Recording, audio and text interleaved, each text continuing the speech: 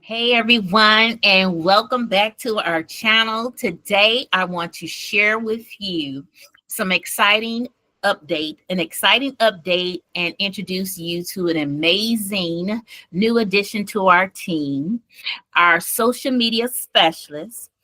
And what we're going to do is we're going to dive into the challenges of running a small business, especially in the government contracting space, and how we collaborate, persevere, faith, help us to navigate these waters. Before we get started, let's ground ourselves in a few scriptures that inspired me as a small business owner. So I'm going to talk about Deuteronomy 8:18. So I'm going to read it so that way I don't mess it up.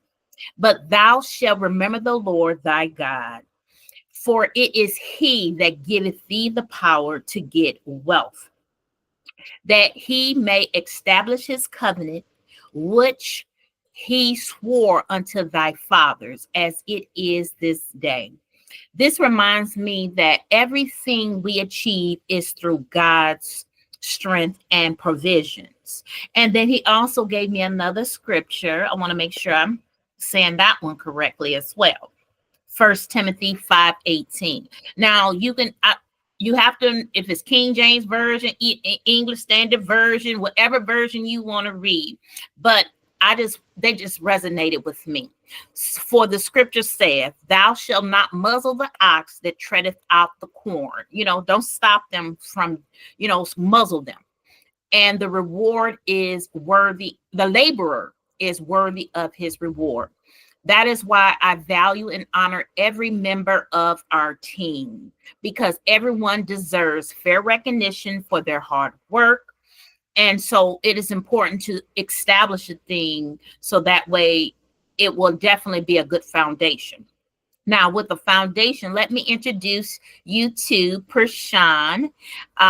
She's been a game changer for our team. And today we'll hear more about her journey with us. Okay. Welcome, Prashan. We are so excited to have you here. Let's jump right into it. Thank you for having me. I'm happy to be here. I'm happy to share my input, and I hope that everybody can take something away from this. Okay. So we're going to go back and forth. We're going to ask a few questions. I'm going to ask Miss Akiesha some questions, and she's going to ask me some questions. So first, I'm going to ask, beginning with joining the team, what made you want to join our team and work with a small business, especially one focused on government contracting?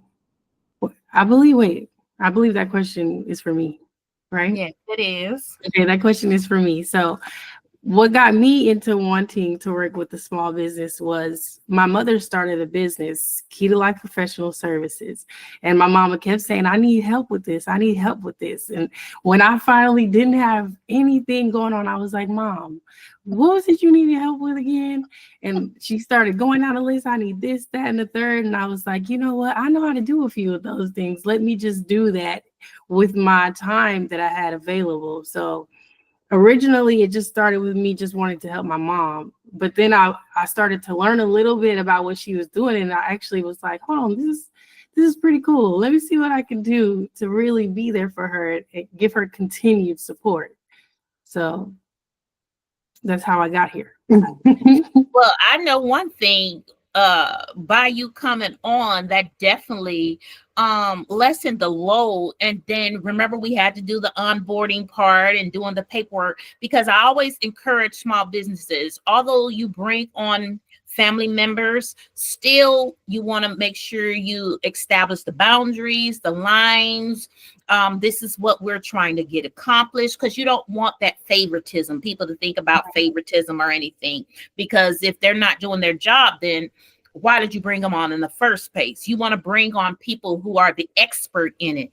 And, I felt like you was ideal for the role, because you got your degree in videography. You got your degree in what was the other audio engineering. You see what I'm saying? This is what your passion is. Right. So when I kept asking you, but I knew when the Lord was ready for you to come, you would come.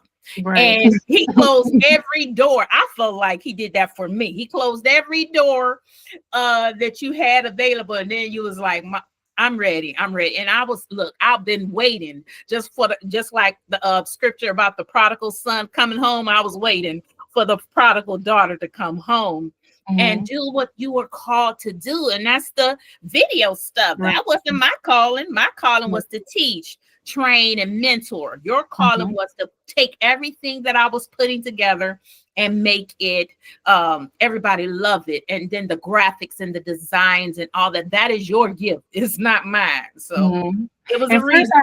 At first, I really didn't know what you needed. I was like, I know you needed help, but what exactly is it? Because at first it was your website. Because you really weren't that deep into YouTube just yet. You were doing LinkedIn and Facebook. Yeah. So then when you started doing videos, I was like, well, I can help you with that. Yes, you did. Because I wasn't into that. I was so busy trying to build my LinkedIn, and you was telling me, Mom, I'm telling you, we can do this. And so that really encouraged me, because when you're building a business alone, I mean, if you fall, who is there to pick you up? You know, so it was nice to have other people you can depend on. And then I also want to bring on the other team members in other videos, and then talk about some of the challenges they faced when they came onto the government contracting space, because it's such a different field. You know, you have to learn the jargon. You have to learn, okay, what is a source of salt notice? What is an RFI? What is this? And I had what is a capability statement? You was like, what is that? I was like, well, what is it? Because I can't really do too much editing when I don't understand what it is that I'm doing. That's why when people are hiring for a video editor or a social media manager, they want to know if they have experience in that field, like if they're familiar with the content that's in that field. So that's why I was like, I have to hit the YouTube University and I have to learn some things. And you did, because you watched those videos over and over again until you figured out, and then you'll ask me questions. Okay, what is this? What is that? Now, let me ask you another question. So now, what was the biggest surprise when you first started with the government contracting space? What was the biggest surprise for you? The biggest surprise, it was really what you were doing. Like, you were getting contracts with the government. Like, I heard that in the title, but it didn't register for me what that was. I was like, well, contracts for what? What are you doing? And you were like, well, I help small businesses get contracts, and that's how they get like their products and things in the PX. And I was like, well, hold on now. I didn't even know that you could be in that avenue and be doing something like that. So that was the biggest surprise for me, because I really just didn't understand what it was. Well, that's most of small business. When they come, they be like, well, and they don't know. They do sell your products and services. You buy tissue, you buy paper towels. Yeah. And then people that's barbers, they was like, well, no, we have barber shops on post. You have all those things. You have beauty salons, nail salons. You can do, Firestone has their location on the post. It was so many things that so many small businesses didn't understand that they could do. And I would educate them. No, you can sell that too. Now, who is buying that service is a different thing. So then I had to teach small businesses on how do I look up who's buying barbering or beauty salons or nail salons or consulting services. You know, are they giving it to the small business? Are they giving it to the large businesses? So that were some of the challenges I had to teach small businesses as well. And then my team, so that way when they had to answer emails or support on the Q&A or something, they knew exactly, because I've trained them how to do everything. Right. Okay, so now let's talk about the challenges and the learning curve. You know, in the world of government contracting, is very difficult. Very difficult. It's not traditional like in the civilian or private sector or the commercial sector, if you will. So what were some of the biggest challenges you faced when you first got started? Just not knowing what you were talking about. I half of the, like you said, a source of salt notice, a proposal. I'm just like, I don't know what these things are. So sometimes it would go past like just editing videos. And if you needed me to make like forms and things for you, I just didn't even know where to start. So Right. I would ask you plenty of questions. And you like, but I need you to do this. Well, I can't do this until I get a little bit more information. So I would squeeze what I could get out of you. And then I would go Googling everything else. I would go ask the AI, what is this? I would go watch a video on YouTube to figure out what is this. That way, when I was ready to edit, I could make it to where it was effective. Yeah. And then I also had to figure out who your audience was and what your audience liked. So then I had to figure out, I had to cater your content to that audience, because even though I edit, most of the stuff that I did was like lighthearted, fun, TikTok videos, things like that. So I had to learn how to do things like in a serious manner, but still keep it like flavorize it for you, like make it an Akiesha thing, Yeah, it's like because like the small businesses, I'm not like other small business. You want to customize for this small business that we're kind of like, we have to be professional, but I wanted to be lighthearted. I wanted my community to be able to reach out to me, connect with me. And then sometimes people will talk over your head, and I wanted them to not feel like I was talking over their head. I was talking to them. They understood what I was trying to, because I've seen a lot of industry experts. They're very condescending, or they talk down to you like, okay, well, I just help me understand. So I wanted to make it personable, but also fun, but not, but also giving them the knowledge they needed to win government contracts, because when you come into a new field, you have to learn the rules of the game and how to play it. Right. Mm-hmm. And government contracting is just that. They have to keep up with the Federal Acquisition Regulation, the FAR, and many small businesses have not even been exposed to the Federal Acquisition Regulation, because our job as contracting was to mine the taxpayers' dollars. So how you gonna mine the taxpayer dollars if you don't even know the rules of the game? And then the small business trying to advertise their business to you, they don't even know. And then they wonder why they keep bumping against that wall. Nobody is answering their emails. Nobody's responding to their phone calls, because they're not doing it effectively or the right way when you're reaching out. Right. Now, the one thing that I wanted to talk about was some of the challenges I had in the learning curve I had, was because coming from the military, we're very disciplined, we're very structured. And just like with military, when you first get into basic training, it's not easy. You have to learn how to run. You don't have to learn how to keep up with those ruck march. You have to learn a different way of doing things. And government contracting is the same thing. You have to learn. And when I first went into the military, that was one of the challenges that I faced, of having to run, having to get in those ruck marches, because I didn't come from a very athletic background. So I had to learn those things. And it took me years of learning. And I thought, okay, I'm going to do 4 years and get out. Well, that didn't happen. 22 and a half years later, because it took me that long to master the military space. It took me that long, because you start off as a private, then you go up to a PFC specialist, you keep ranking, but when you rank, there's different things you have to learn. But it's the same in government contracting. They want a contract like now, but they don't know they don't even know what entails, because it's one thing to get the contract, it's another thing to keep it. It's another thing to perform the work. So that's why I knew that I wanted to go to the next level with this business. And now I'm bringing on team members. So I knew I had to retire. My goal was to do 30 years, but it didn't come out that way. He let me do 22 and a half, and I was so thankful. But because what happens is the two jobs start conflicting with each other. Now this one is pulling, so you can't really train and mentor your people, because you've been pulled in all those directions. So I knew I had to retire so I could really go take the business to the next level and then train my team. So when I'm out of the office, everything is still running.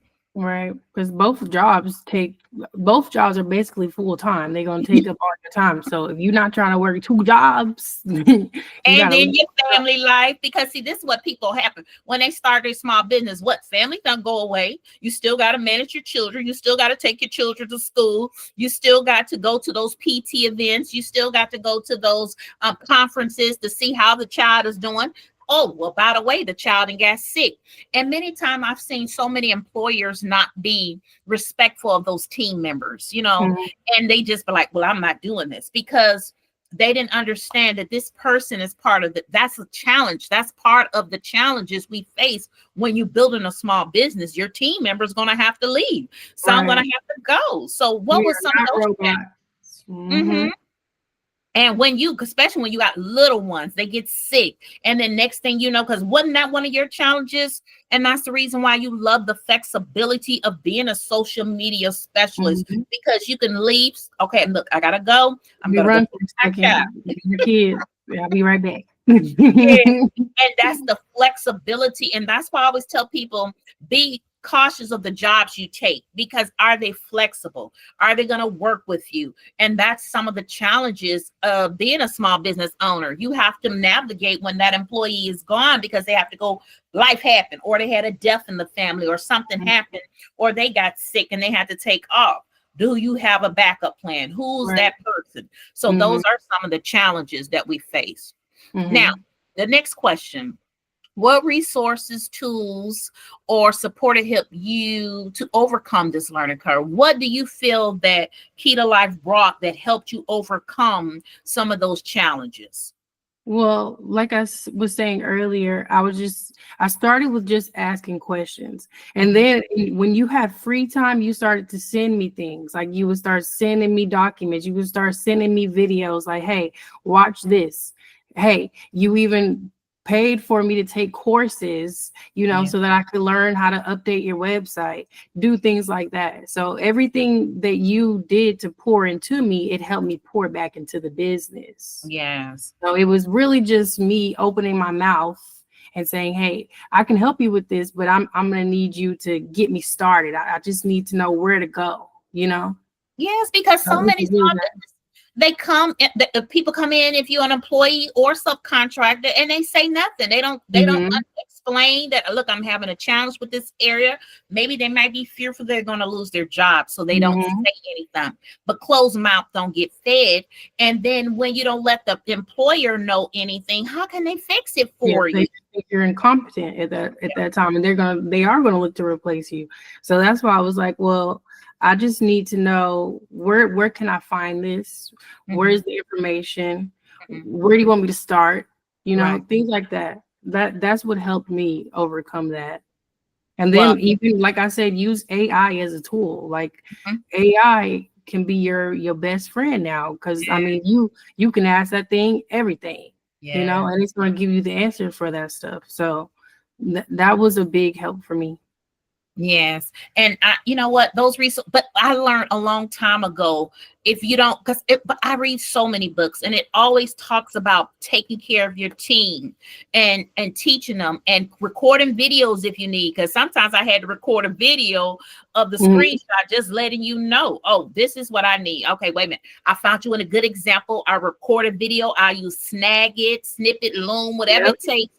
But many a times we'll just give the employee, here, do this. Okay, Right. they've Hmm. never done it before. But this is what I've dealt with so many small businesses. They're hire people on and wonder why they can't keep people on their team. They won't educate them. They don't train them. They don't have a resource library. They cheat. They don't want to pay their people Yeah. bonuses and stuff to keep them on and let them know that they value their work. Because You have I to was train doing them. bonuses, I was giving holiday, even for my part-time as needed.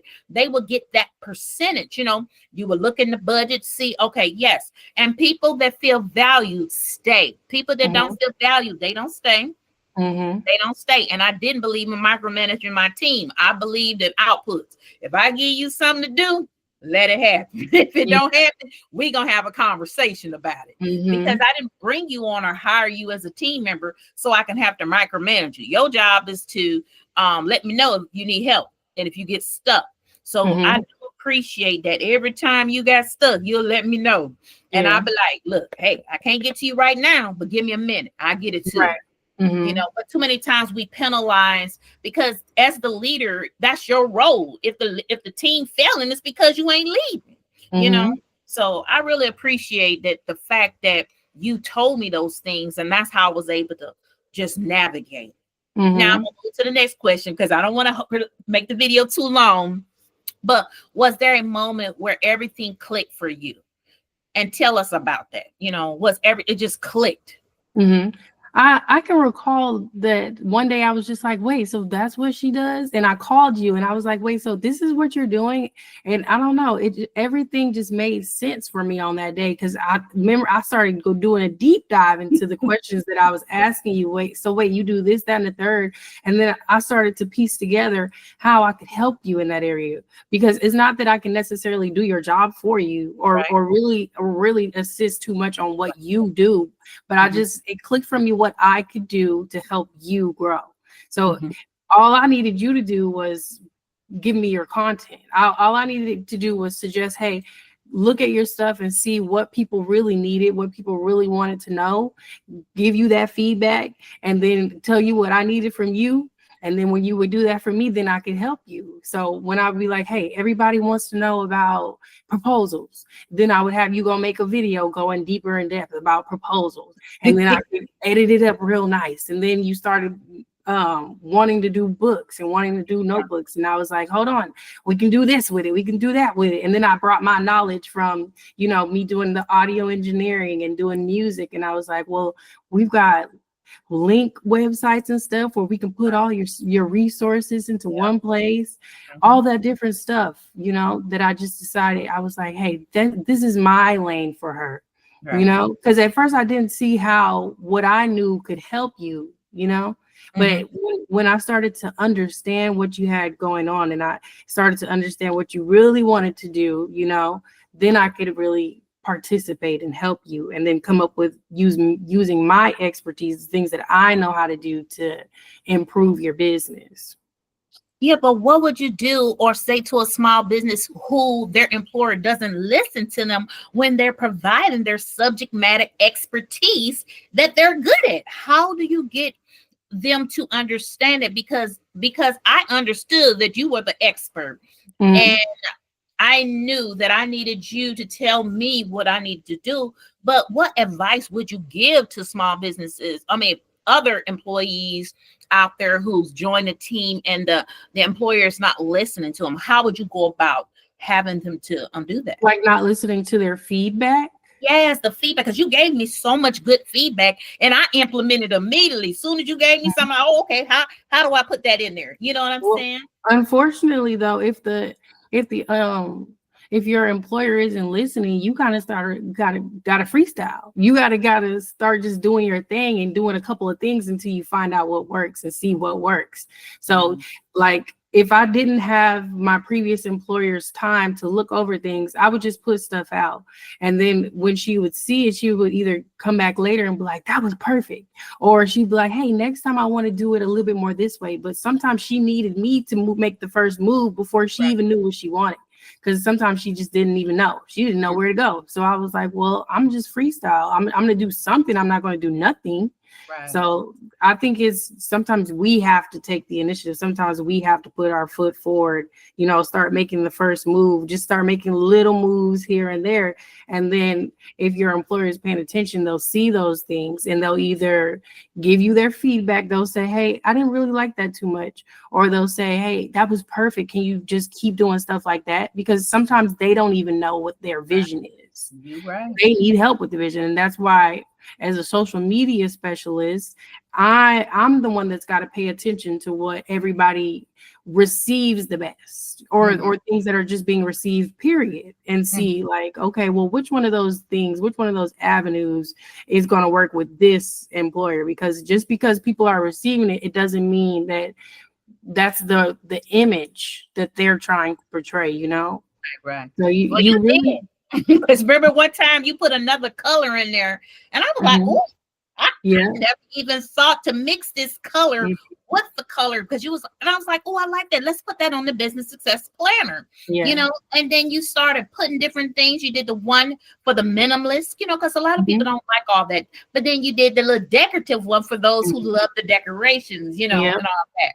I just started to freestyle. I was like, let me just see what works. And then you would give me feedback. It's not just you, but that's how I just moved as I did this job, as I started to really see like what I needed to do. I just started to say, hey, well, people are looking for you. They don't, like you said, you don't want to micromanage. People don't want to hold your hand through the whole thing. So I was just like, well, let me see what I can do. And I just started to do things. And then I got the confidence too, because I feel like you was getting more confident because you kind of learned me and learned what my style was, my rhythm. I wanted everything clean and professional, but I wanted to reach my audience. But it was that you learned what it was that KeyToLife was trying to build, a training center. And you don't always know right away, but you'll never figure it out if you don't even start moving, if you don't do anything. I've seen many just don't do anything. They'll just stop, wait for you. I mean, it's been days, nothing's getting done. They're just sitting on the clock, and then they wonder why the person, well, if this is what you're going to do, why do I even need you? You see? So they get frustrated.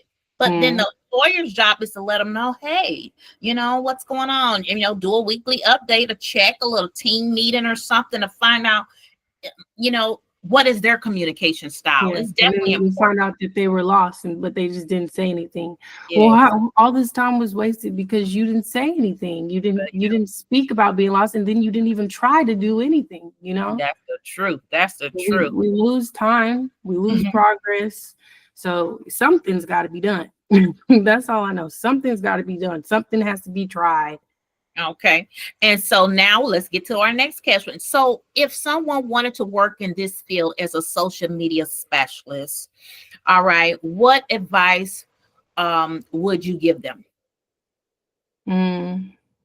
That's what I'm gonna start with. What I was just saying, you have to do something. Right. So first of all, if you want to work with a social media specialist and it's something you've never done, how about you start with doing something for yourself? Start with just making an Instagram page or a TikTok page, Facebook, because there's a lot of social media platforms.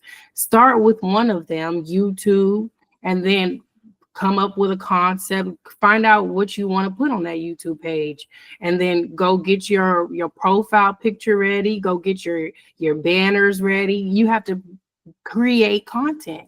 You get programs like Canva, because Canva, there's a free version of Canva. I know we have Canva Pro because we like to do everything. But start with the free version of Canva. If you go in there, they've got templates.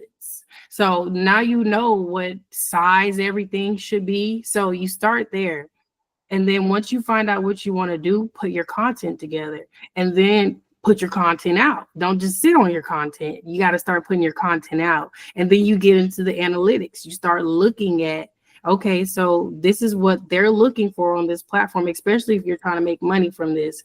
Start looking at what they need from you on those platforms, and then start looking at who's receiving your content, and then start tailoring your content to that audience that you've attracted. And then the biggest thing is consistency. So, because even if there's some people out here that are making content and it's not great, but they're consistent. So because they're consistent, they get rewarded for their consistency.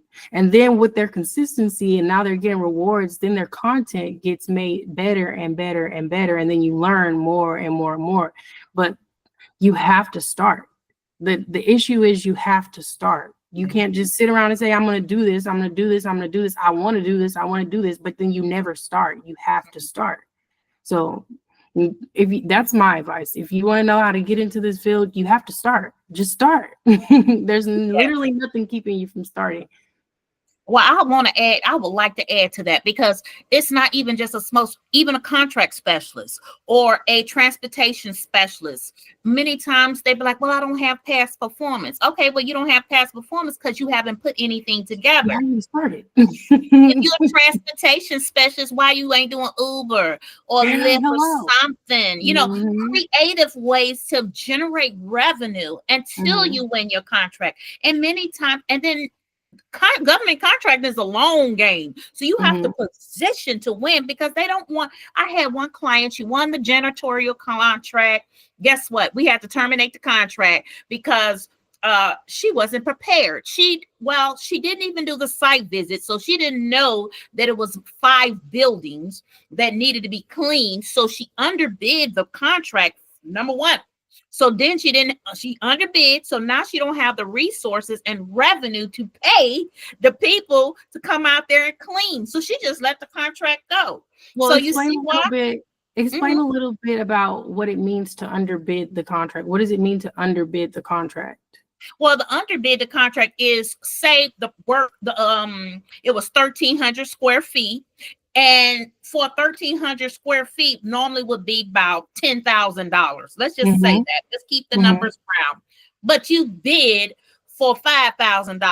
I mean, come on now. You underbid, so you won the contract because you didn't properly do the research to see how much a project at that size costs. So now you don't have enough money to pay the subcontractors or employees to go in and clean that 1,300 square foot building. So that means you and then you have the people that overbid. So say it was, remember we said $10,000, but you put $15,000. Now they know they've done this before. They've already hired people. You've overbid, so now you've been disqualified because you still don't know how to do the contract. So either you overbid and underbid. But had you did your market research, you would have known this is around a $10,000 project, and you would have bid $10,000. So other contractors, so say that subcontractor said, I can't do the work. Now you have the funds to go pay the other subcontractor to do the work. So that's some nuances I had to teach a lot of small business. They were underbidding their projects, and then they wonder why their business is going out of business. They don't have money. They can't afford to hire people, because people are not going to just come in for pennies. They have to pay their bills. They want to feel like it's a win-win, not a win-lose, if you will. Right. Okay. So a question for you. How has working in GovCon and with our team helped you grow as a professional? Well, it's been, it gave me back time. See, I needed that time. So as a business owner, you have to be strategic. You have to look at the big picture of where you're trying to go. You have to do those reports. Okay, so what was our revenue? What was our target revenue? It gave me back time to be able to do the CEO roles and responsibilities. And I because I was wearing multiple hats, doing the marketing, the business development, attending all the events, doing I had poured myself so thin that I couldn't really strategically strategize and do my P&Ls. I had to hire a bookkeeper. Oh my God, she's the best. And when she come on and we're going to have discussions, Leanne is the bomb. She saved me. She caught my books up. She did everything. And when she come on for her, I'm hoping she can give some small business, some financial advice.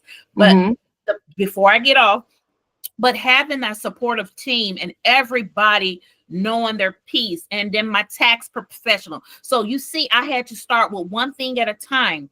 I got the VA first, and then they took off some of the load. Then I got my data specialist. Then I got my social media specialist. As the money freed up, and that freed more time up, so I could be more strategic and make more revenue. You can't make revenue if you're never doing anything but just the baseline.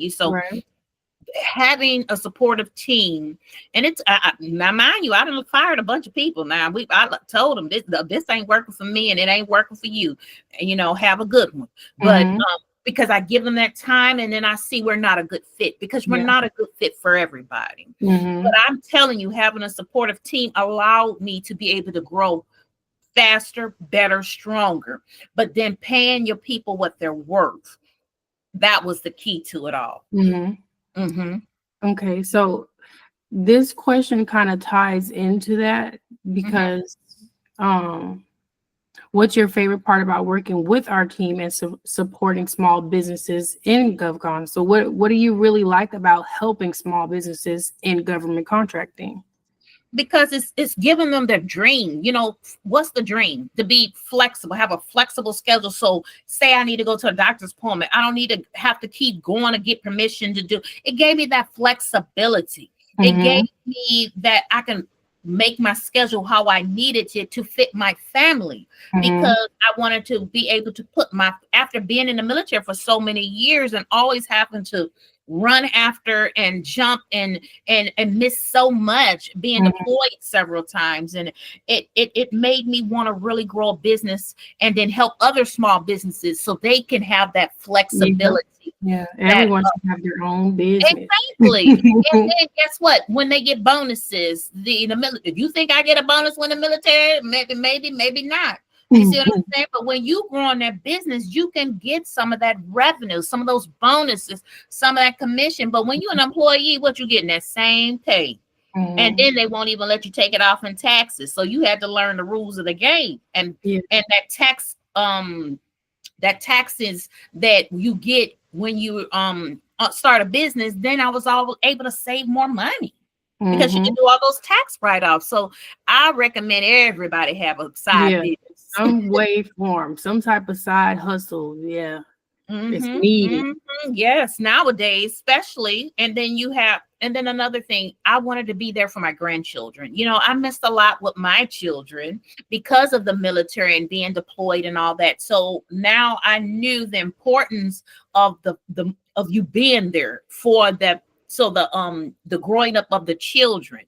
Many times we leave the daycare sitters to take care of the kids, the schools, the teachers, but you not responsible for anything the child, and then you wonder why they emulating the world and not you. Yes. So I wanted to be there. So that having a business allowed me the flexibility, and get up every morning. I felt good getting up every morning. Oh, I got something to go. Oh, I'm going to record this video today for my small businesses. I wanted to empower them because I once reached out when I was first getting started to a government con expert, and they was trying to charge me like $10,000, and I just got started. Wait a minute, I ain't made no money yet.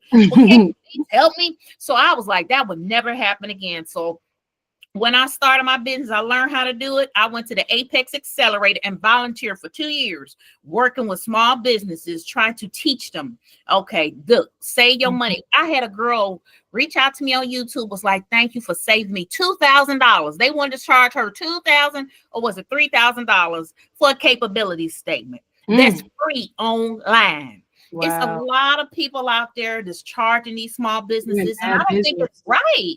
That's not ethical. Let them make some money first, or at least let them get started. I feel bad trying to take money from people that ain't got money. But nowadays it's all about me. So I was determined to change the game for the small business owner because I know what happened to me. I had just got started, and then I signed the contract. And then she didn't charge my card $900. And I'm like, for what? We haven't even had a meeting. And she was adamant about it. And then when we got into the meeting, I paid the money. And I was so disappointed. I said, Lord, is this how it is? He said, no, it don't have to be. You just learn from these lessons of being taken advantage of, and you don't do it. You know, I believe in building an ethical business. And then as we were talking about, as we're closing, I'm closing now. Let me get ready to close. You know, that we wanted to build our thing off the God. You know, he is the CEO of KeyToLife, you know, and I get my instructions from him. And because he sees what's up the road, he sees all things. He created this heaven and earth. And you'll have people saying, well, no, he had what in your mind he has him, but in my mind he has him. So your conscience, let it be true, and let mine be whatever it is. I ain't bothering you, don't bother me. But I know God built this. And he gave me, because so many things I didn't know, and he would show me, okay, go this path, go this path. Okay, no, don't go down that path. Went down the wrong path. Or if I did go down the wrong path, he let me get my whooping a little bit and then be like, now you gonna listen, huh? I'm like, you're right, Lord. My apologies. I did walk out of your will. And he put me in some positions, and I'm like, Lord, I'm sorry. I don't know how to get out of it. He said, don't worry about it. I'll get you out of it, but don't do it again. So the lessons were hard at first and long, but as you start learning, you get that lesson. You be like, no, you ain't got to whoop me. I'm good. I'm good. I heard you. I heard you. So I believe in just thinking about God and how he do it. And so I want to thank you, Prashan, for sharing your stories and insights, because I feel like it will be helpful to small businesses who are running a small business, because it's never easy, but having the right people on the team makes a difference. Right. It's just like the scriptures that tell you, having a multitude of counselors, there's safety, having good people, not no counselors who ain't never did it, but they're going to tell you how to do it. Right. But people who actually has been in your shoes, who actually have learned all the things, sometimes the hard way, but took those valuable lessons. And to our viewers, I hope this conversation inspires you and to push through challenges, trusting God's guidance, and embrace the people who he placed in your life. Sometimes they come for a lesson, and other times they come to stay, or they might only come for a season just to give that nugget of information you need to take you to the next level. Yeah. And we really wanted to bring people into the fact that we didn't just want to run a business. We wanted our business to be rooted in faith, because that's who we are outside of business. And faith tells you or teaches you how to be a good person and how to treat people. So we just wanted to bring that into our business. And then even in the scripture, you'll read Proverbs 3:6 proclaims, in everything you do, put God first, and he will direct you and crown your efforts with success. I can give you another scripture, Colossians 3:17, and whatever you do in word or deed, do everything in the name of the Lord Jesus, giving thanks to God the Father through him. So like my mother said earlier, everything that we do, every little bit of success we get is because God allows us to have that. And how dare we try to leave him out? Oh my. But and one more, I'm gonna give y'all one more, and I'm gonna let y'all breathe. Matthew 6:33, but seek first the kingdom of God and his righteousness, and all these things will be added unto you. So I want you guys to keep that in mind, and in everything you do, every little thing you do, like don't leave him out. So, and I do think that whenever we started to really remember who we were at the root and put our faith first, my mother's business started to boom. Okay. My mother's followers, her subscribers started to go up, everything that we did, the quality started to get better, the ideas, everything started to flow, because we went through a season where, we didn't know what to do next. So we had to seek first the kingdom. And then taking on those contracts that we weren't supposed to take on. And now we're just working so hard and can't figure it out, because we're like, Lord, but he didn't tell me to do that. Yeah, because and that's why that season was just so tumultuous, whatever that word is. Y'all know what I'm saying. Yeah. Well, as we get ready to close, don't forget to like, subscribe, and share this video if you found it helpful. And let us know in the comments what challenges you faced in your business, how you overcome them. And then until next time, stay blessed and keep building with purpose. We're going to keep building with purpose. Thank you for joining us. And leave the comments below, because we answer all our comments, and then we record videos to help other small businesses who face those challenges. Okay, y'all, take care now. Bye. Bye-bye.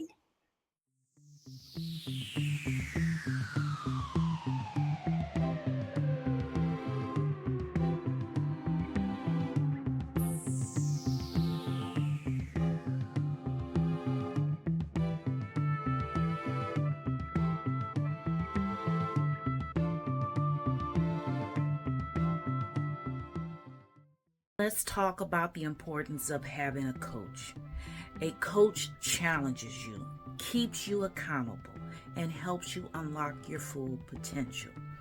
And as a GovCon coach, this is exactly what we do for our small businesses.